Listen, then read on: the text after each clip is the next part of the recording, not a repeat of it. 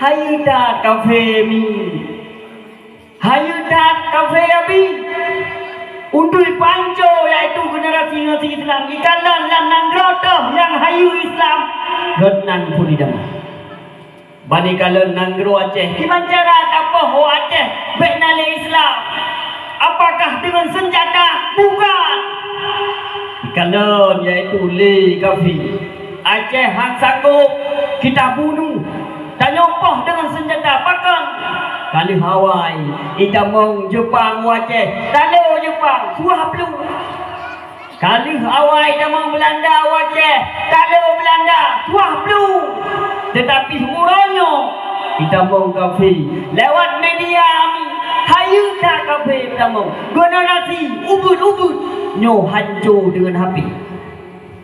Maaf kadang-kadang kata pura dukuhan